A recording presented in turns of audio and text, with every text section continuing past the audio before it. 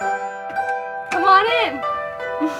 Earlier this year, we won a competition for Hipcamp Canada's Best Summer Job, where we will be traveling while documenting some of Canada's best camping and outdoor stays. And we wanted to take you on the journey with us.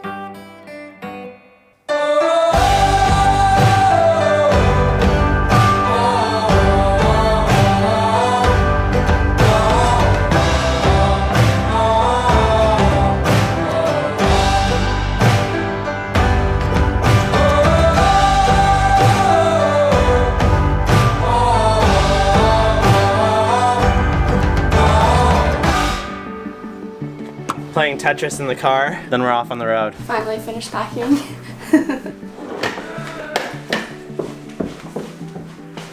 I've organized the car here behind the driver's seat. That's gonna be my camera gear. Back here you have our kitchen, and then in the very middle you have like our tent and sleeping stuff. That's what I like when I'm camping, organization.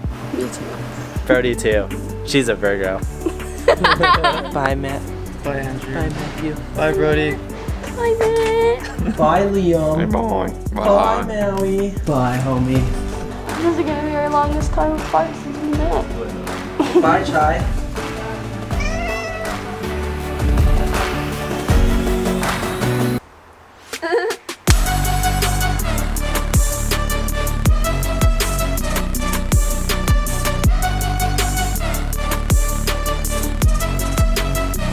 We're headed to stop number 1 on our journey, and it is at Maple Heart Ranch, which is a 3.5-hour journey from Vancouver, including the 1.5-hour ferry, which takes you from the mainland to the island.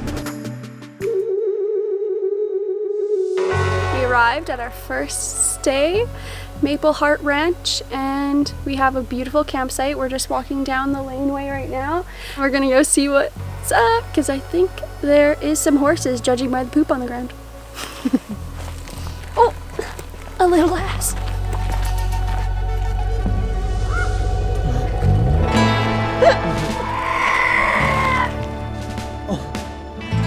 The unique thing about Hipcamp is that it's locals sharing in their land.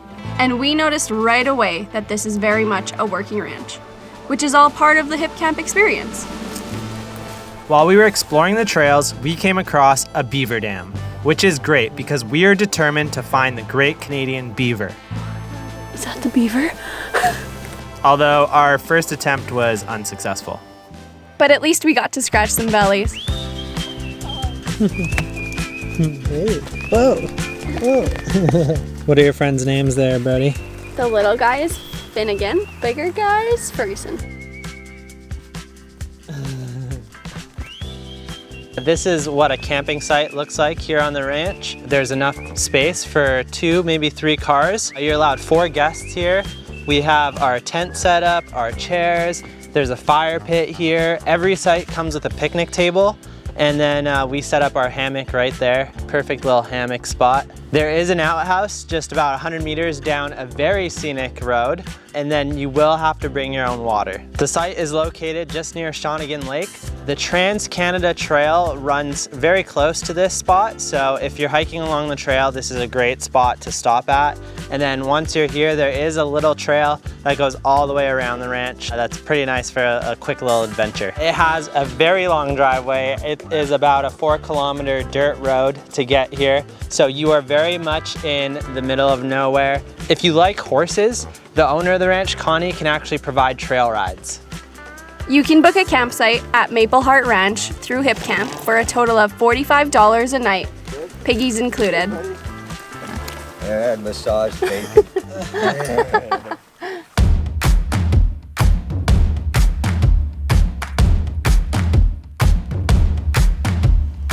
Just 20 minutes away from the ranch is a newly opened Malahat Skywalk, where you can enjoy some pretty epic views of the Saanich Inlet and Washington's Mount Baker.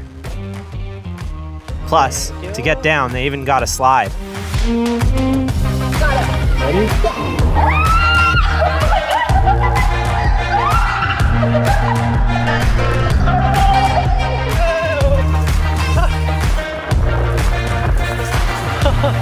That was good.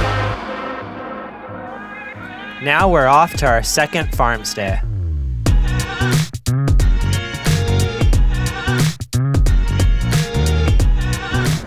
decided to upgrade our stay from camping to glamping? We were supposed to be camping in a tent, but luckily for us, they just got a Skoolie. Did you convert this yourself? No, I didn't. My wife is a registered midwife. Been working in the community here for a long time, and basically they created like a non-profit. So this might be one day a mobile women's maternity bus. That's the idea. Now you guys have probably heard there's a lot of institutionalized racism within the healthcare system. Totally. Yeah, so a lot of Indigenous people in particular just don't want to go to the hospital. They're trying to kind of create more creative possibilities. But for the time being, check it out. Super nice. Whoa. Ooh, look at this. They have like little storage under here. So there's our bed for the night.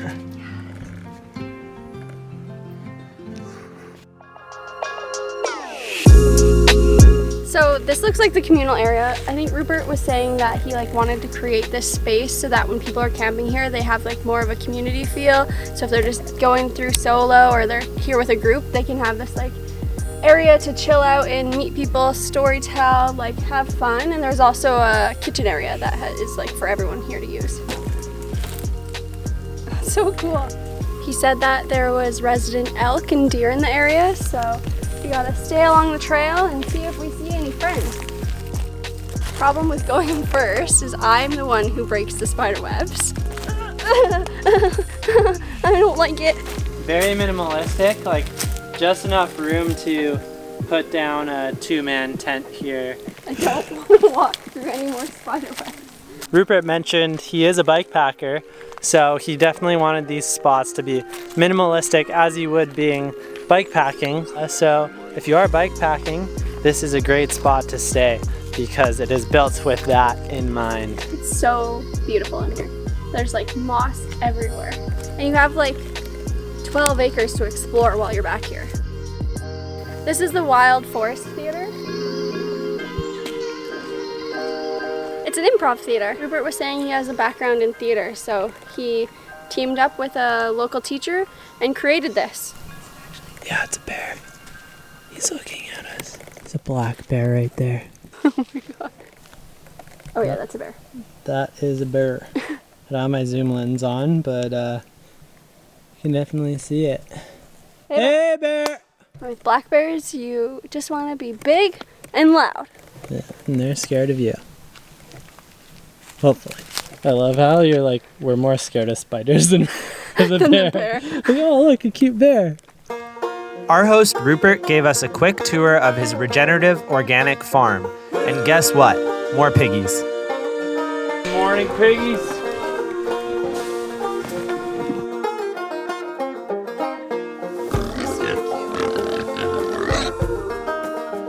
Rupert decided to show us what the Cowichan Valley had to offer with a guided e-bike tour.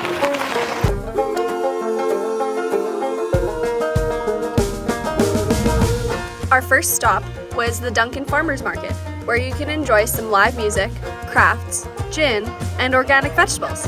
I mean, who doesn't want a shot of gin and carrot for breakfast?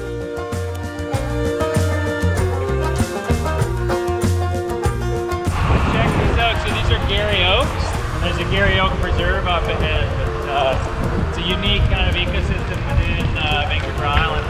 Gary Oaks, Brodie. Gary Oaks.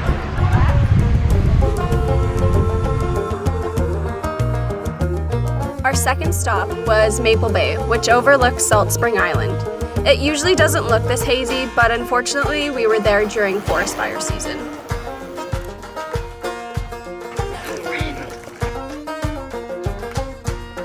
After stopping by a few local farm stands, we made our way to the third stop at Valley Cider, and due to the fact we were with Rupert, we got a private cider tasting. Since we were in a heat wave, there's no better way to cool down than a river float. We got the tubes ready, we're in the car, we're on the way to the river. This is a nice little spot to take a dip, but we're gonna have our own journey. Feet first! We are picking up some speed. Whoa!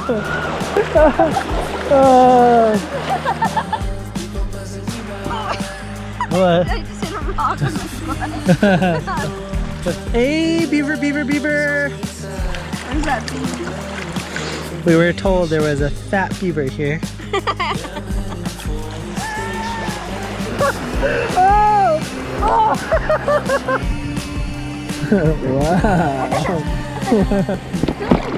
Brodie and I do not want to leave Shawl Farm. We're coming back. Right, Brodie? You get your money's worth just in this float. Priceless. This pipeline here marks the end of our trip. We've been floating for an hour and 15 minutes. Definitely worth the 5-minute drive. Still no beaver, but we did happen to find a bunch of crayfish. After we ended the river float, Rupert's family was taking a dip, so we decided to walk back with them. Overall, Shawl Farm was probably one of our favorite stays ever. And for $100 a night, it's an affordable glamping experience.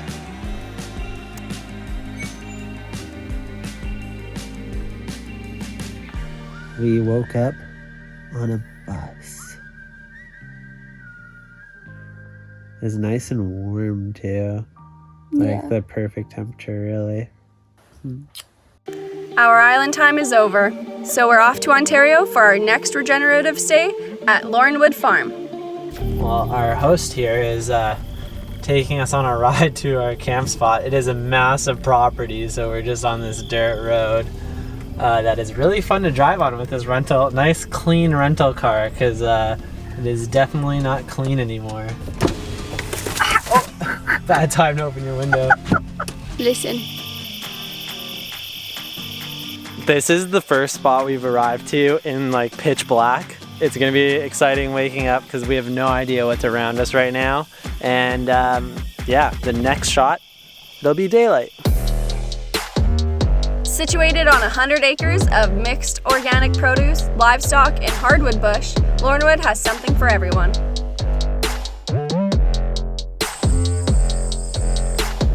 This is our host, Eric. We love talking to him and hearing about how he built this garden all by hand for his wife, Deborah, to enjoy, which then turned into 20 acres of organic produce and their new way of life, regenerative farming.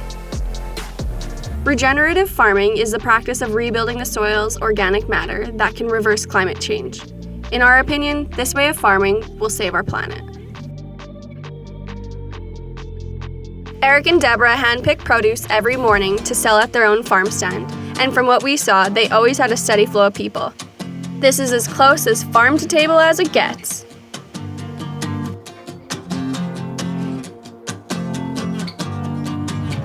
To give you the scale, there's 100 acres here.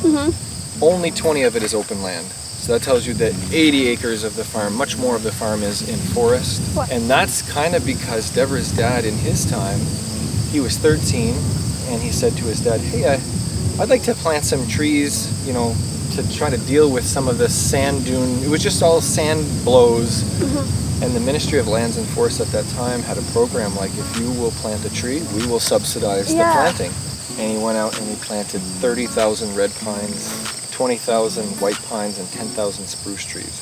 As a 13-year-old kid, which I kind of just still today find amazing and inspiring in a weird way. And like, I don't know what you were doing at 13, but I wasn't thinking about planting that many trees. I was thinking of having a girlfriend or something. I mean, look what he did. He changed the face of the land here forever.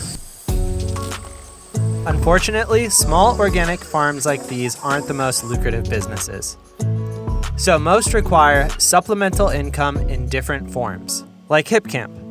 Deborah and Eric have multiple stays on their land that allow them to do what they love, meet new people, and share their regenerative farming practices. For $65 a night, you could camp in their beautiful forest like we did. Or, if you want to turn it up a notch, you could stay in their converted barn loft or secluded cottage.